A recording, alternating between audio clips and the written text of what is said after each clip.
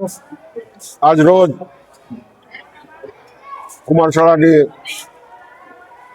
ગ્રાઉન્ડમાં કન્યા કુમાર શાળા તથા હાઈસ્કૂલ ત્રણેય સ્કૂલોએ મળી 15મી ઓગસ્ટ સ્વાતંત્ર્ય પર્વ નિમિત્તે એક તન ધનથી સહકાર આપી શાળાનું નામ રોશન થાય એવા કાર્યક્રમો આપી શાળાનું ગૌરવ વધારેલ છે. એ પ્રસંગે અમુક પંચાયત બોડીએ હાજરી આપી અને ખૂબ આનંદ થયો. વિદ્યાર્થીઓ તો વિદ્યાર્થીનીઓએ તેમની અલગ અલગ કૃતિમાં અલગ અલગ અંદાજમાં તેની અદાઓ રજૂ કરી. તે ખરેખર ધન્યતાને પાત્ર છે અને આવા કાર્યક્રમો હંમેશા માટે થતા રહે એવી હું આશા રાખું છું.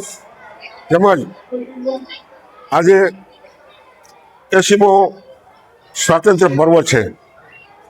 આ પર્વ પહેલાં 80 વર્ષ પહેલાં આપણા દેશ ઉપર અંગ્રેજો શાસન કરતા.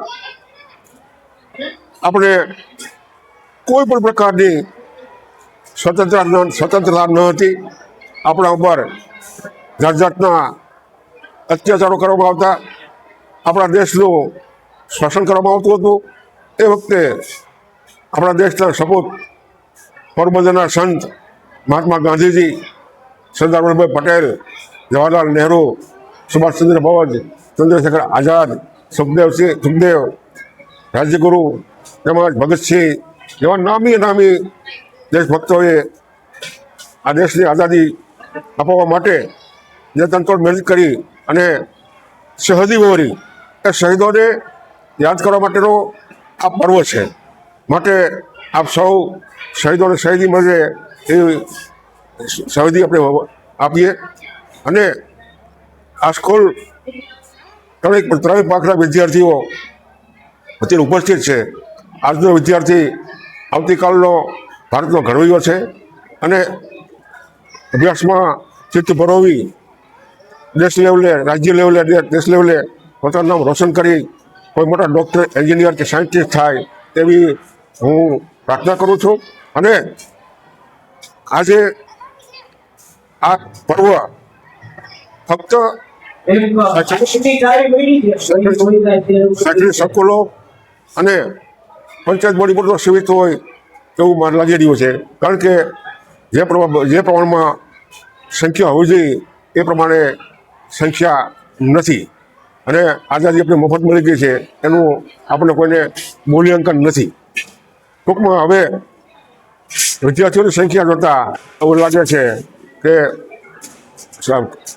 મોટાભાગના વાલીઓ પોતાના બાળકોને પ્રાઇવેટ સ્કૂલમાં મોકલી ગૌરવ અનુભવે છે.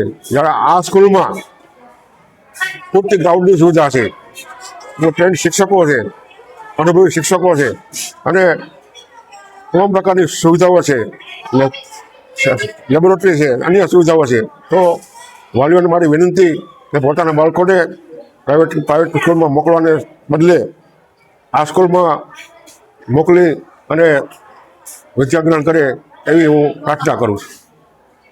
80મા સ્વાતંત્ર્ય પર્વની ઉજવણી શ્રી કુમાર તાલુકા શાળામાં આજના રોજ કરવામાં આવી હતી. જે અંતર્ગત સરપંચશ્રી દ્વારા ધ્વજવંદન કરવામાં આવ્યું હતું.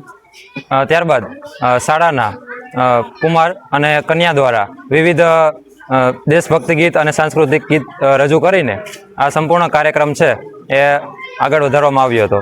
ત્યારબાદ જે ધોરણ 1થી લઈ અને 10 સુધીમાં જે પ્રથમ, દ્વિતીય અને તૃતીય ક્રમે આવેલા હતા તે વિદ્યાર્થીઓનું મહાનુભાવો દ્વારા શિલ્ડ વિતરણ કરી અને તેમને સન્માનિત કરવામાં આવ્યા હતા. અને આ કાર્યક્રમની અંદર સમસ્ત ગામના, સુલતાનપુર ગામના વાલીશ્રીઓ, સ્ટાફ મિત્રો, શિક્ષકગણ તેમજ નાના ભૂલકાઓ, કન્યા અને કુમાર અને આંગણવાડીના પણ નાના ભૂલકાઓ હાજર રહી અને આ કાર્યક્રમને સફળ બનાવ્યો હતો.